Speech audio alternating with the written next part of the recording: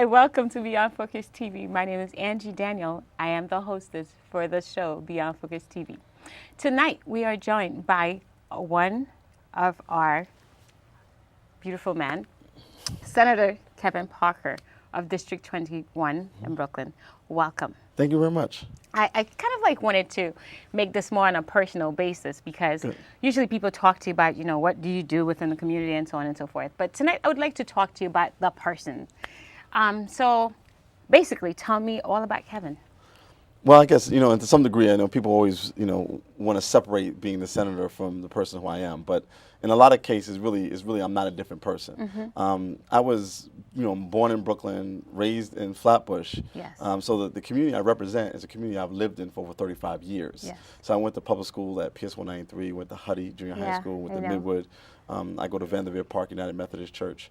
All institutions literally within a 10-block walking distance from my house. Okay. And so to have an opportunity to come back as the state senator and represent them, is really a great honor.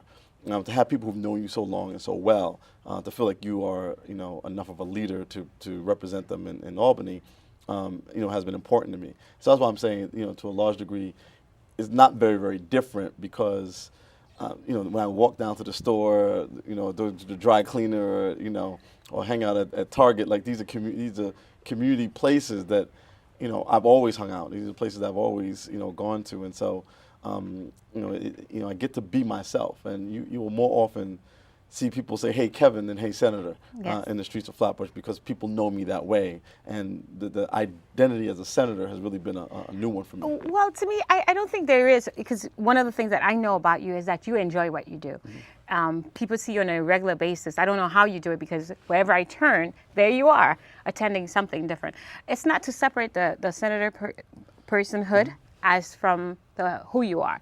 It's just that people have a persona when it comes to people in public places or public services, that they separate themselves. And I wanted you to kind of like give an overview, which you've just did. Since 2002, I know you've been working really hard within the community, serving us. What do you think is your drive? Well, I mean, again, a lot of it is just, the fact that I'm representing a community I live in.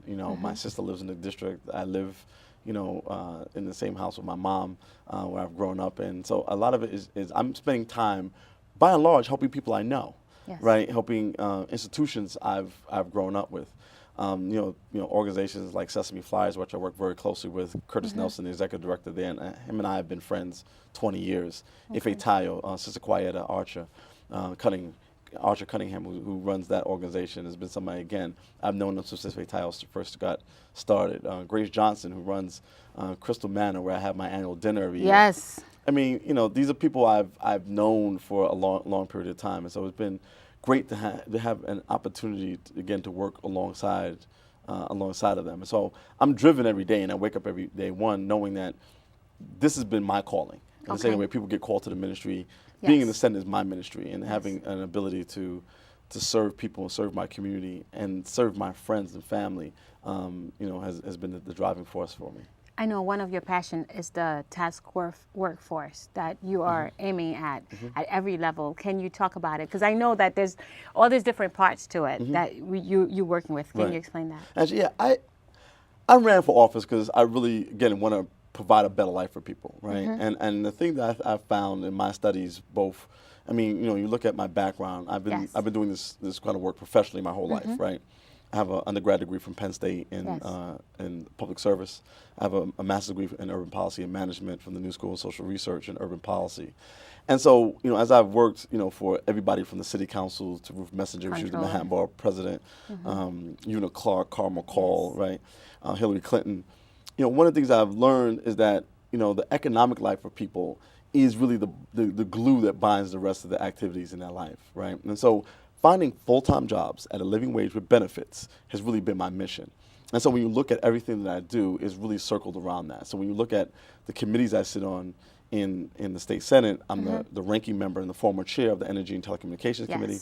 I sit on the finance committee. I sit on the insurance committee. I sit on higher ed, which is important both because when you look at where jobs are going to be created, they're going to be created in areas that we need higher education. Yes. Also, Brooklyn College is the largest institution in my district. All right, and I sit on the Commerce, Economic Development, and Small Business Committee, which is one committee. And so I sit on committees that actually deal with job creation. When you look at some of the projects I've been working on, I've been very proud of the fact that I was able to work with members of Congress to bring $232,000 to Brooklyn College to open up a small business development center. Yes. And so again, small business development is not for me petty bourgeois capitalism, but really about an opportunity to provide full-time jobs at a living wage with benefits. Because when we look at where jobs are created, 70% of all the jobs created in the United States are created in small businesses. And now, since 2007, with the contraction of the economy, we have an economy that's moving from Wall Street to Main Street.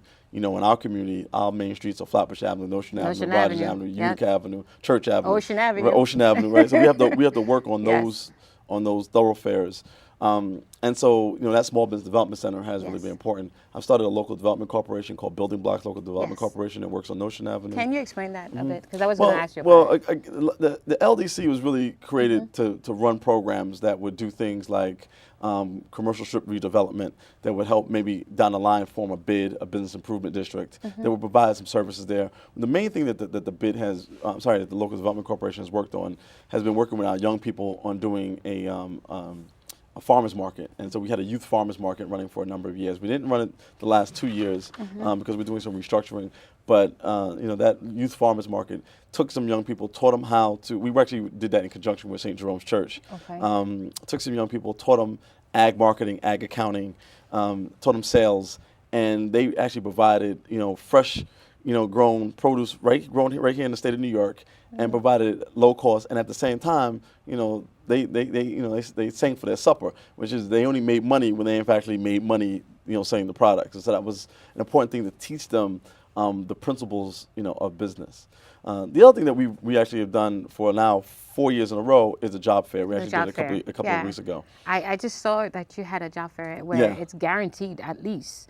You had attendance, so many people in attendance, but 10,000 people, that's what you're aiming for. Yeah, we wound up having, we wound up not having, it was another job fair the same day, so we didn't quite have as many numbers as we wanted to, but we actually got, I think, 4 or 5 people the day of got jobs on the spot. Yeah, on the spot. On the spot got jobs. And so I think I saw it as a success. It was like a 4th year or 5th year doing it. We're going to continue to do it. Again, because full-time jobs at a living wage with benefits is, I think, the best thing that I can do for people, particularly in this current economy where jobs, is really the most important things that people are dealing with. Okay, talking about the job fair is one thing. We're going to take a quick commercial break, and we'll be right back because I have a question. Okay. We'll be right back. Hi, my name is Jihan Antoine, president of Bell TV, and you're watching Beyond Focus TV. And welcome back. We are here with Senator Kevin Parker of District 21. Before we took a break, I wanted to ask you a question about the workforce plan. You have 11 subjects within it. Can you explain those 11 subjects? Yes. So what it is that, my main job as a state legislator, right, and representing Albany is really two parts, right? In Albany, we deal with the budget. The state of New York has the 3rd largest budget in the entire country after the federal government's budget, the state of California and the state of New York. This year, we enacted a budget of $132.75 billion. Billion dollars. $1 billion, a lot of money. Okay, cool. In addition to that, my other job is just to pass legislation that deals with everything from texting while you're driving to, some of the things that we've done in the state, right? We've gotten rid of the statute of limitations on rape. We've actually have the strongest clinic access law in the entire country. That was a bill I passed.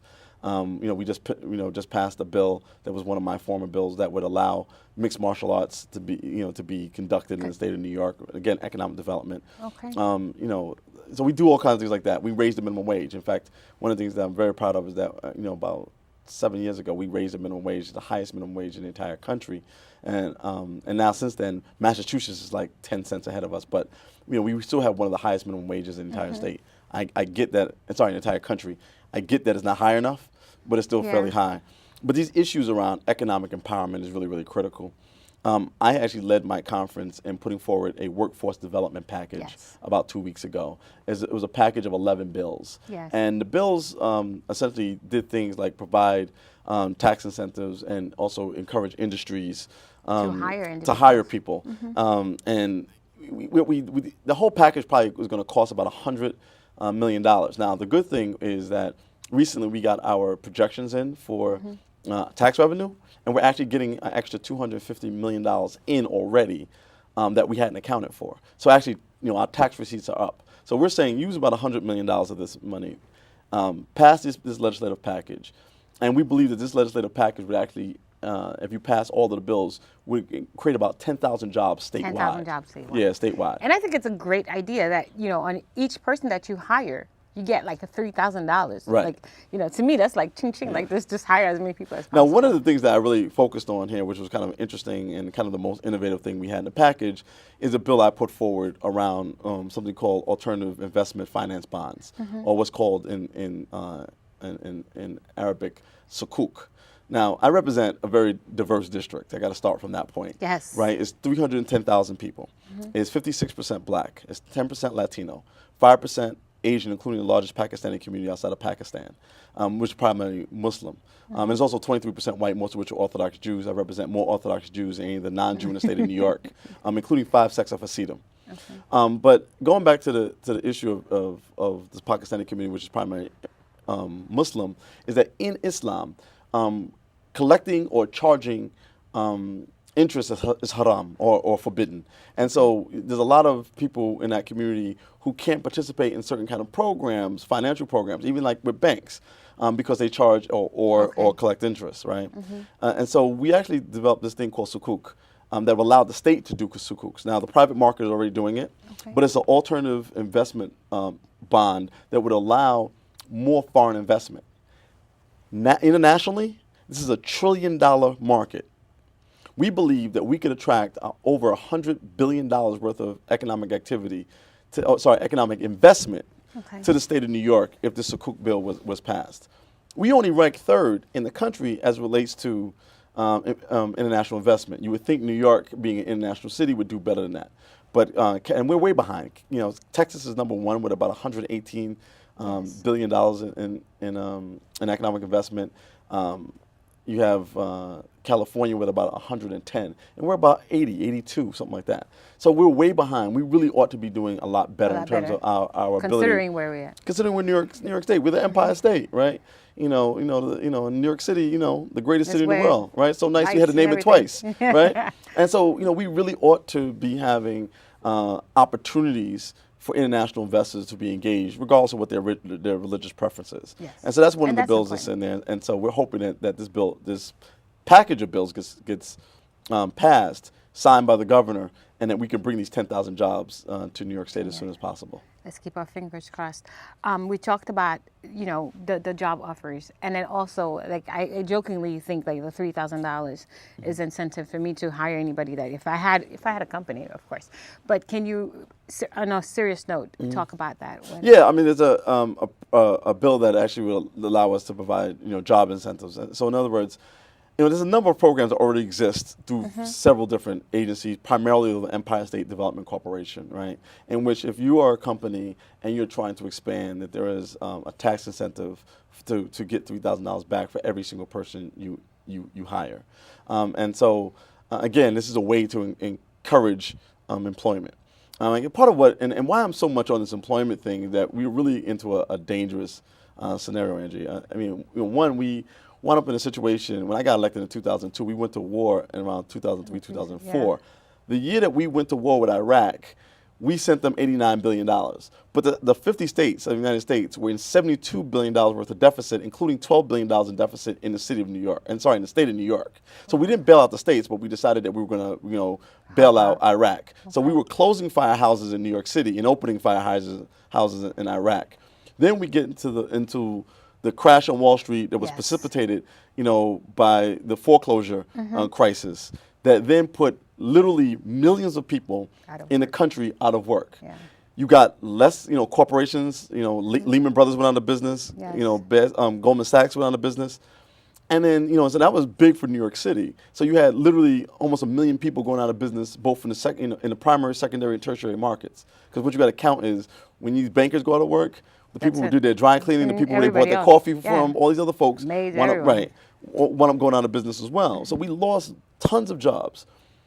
Then we had the Madoff situation, which is that precipitated all that, where $1 billion was knocked out of the market, and particularly at the time when we needed help from our nonprofits and foundations, they were $1 billion less than they had been. And so then now we're getting less tax revenue from corporations, less tax revenue from the personal income tax because people don't have jobs. So what are we doing? We're now blaming public employee members for having pension benefits. These people, we should be having pension benefits. They should have health care. It would cost us more if these folks wound up, you know, on welfare or on Medicaid. Back to where everybody else is at. Exactly. And so we really ought not to be rolling back the pension benefits, you know, or the health care benefits of public employee unions or any other union members. What we ought to be doing is expanding the access to jobs. To go back to one of our former legislators, he actually was a state senator. He was then governor of New York and then president, FDR, right? When he was in trouble in 1932, what did he do? He created the Jobs Act, right? And he put people back to work. I'm saying we ought to be doing the same kind of things, which is why you see my focus with the legislative package, with the job fair, with the committees I have, and the other activities I'm engaged in is about putting, you know, again, creating full-time jobs at a living wage with benefits, because that's what we need here to make America and make New York better. Okay. We're going to take a short break, and we'll be right back. Hello everyone, my name is Saraj Bertin and you're watching Beyond Focus TV. And welcome back. I'm Angie Daniel with Senator Kevin Parker. This is almost the ending to our show. What I wanted to ask you, because I know you're going to Albany tomorrow. It's interesting to me because I think a lot of time people don't take account to how much they are helping or what they are doing. Have you ever stepped back and see, like, do you think that you're making an improvement, and how much of an improvement do you think you're making? Because to me, I can step back and tell you, but. Well, I think, you know, there's so much to be done that I don't feel that I've nearly done the kind of things that I like to do or as much as that needs to be done. And so I continue to work hard. I think there's, you know, different days, like when I had the job fair, and then you see 2 or 3 people on the spot just get jobs. You know, you have a sense of accomplishment. But then you look at the book and say, well, 300 people came here. Only 3 of them walked away, or 4 of them, or 5 of them walked away with jobs today. I still got to find, you know, 295 of them more, you know, jobs. And so, you know, even though I think that I have a great sense of accomplishment in this job, the task is so great. I always tell my staff, it's like bailing out the ocean, right? You're never going to be done. What you just want to do is keep the water moving. And so we're going to continue to work together with my colleagues and with other people in government, people in nonprofit, and great people in the media like yourself, to get the message out and continue to work together, because it's really by working together that we're going to have the opportunity to make our community, our whole community, and Brooklyn, the kind of place that we all like to live in, have our business in, and raise our families.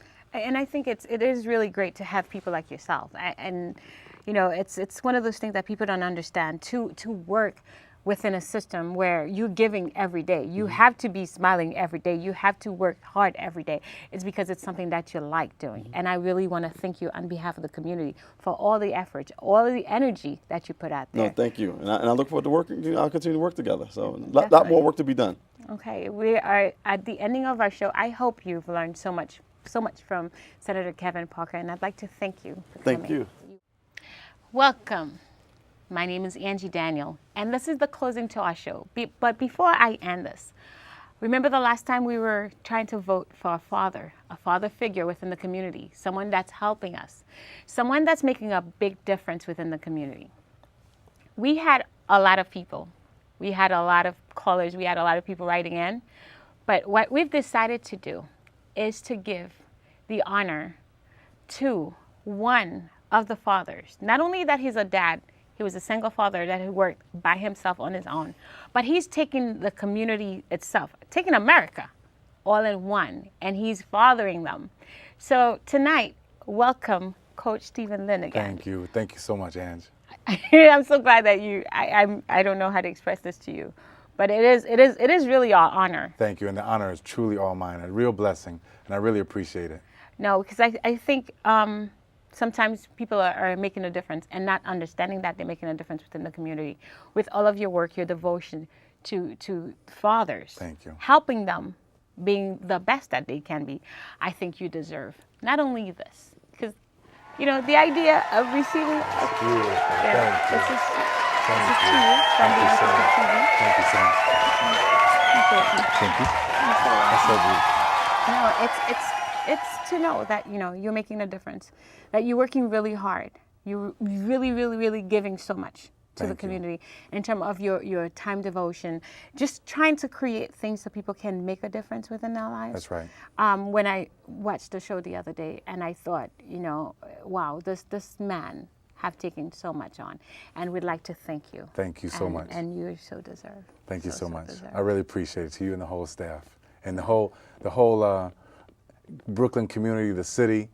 Let them know that dreams do come true. They do. And we are going to win this battle. Yes, no we are. doubt. On every level. Like we were just talking to Senator Kevin Parker earlier about Yes.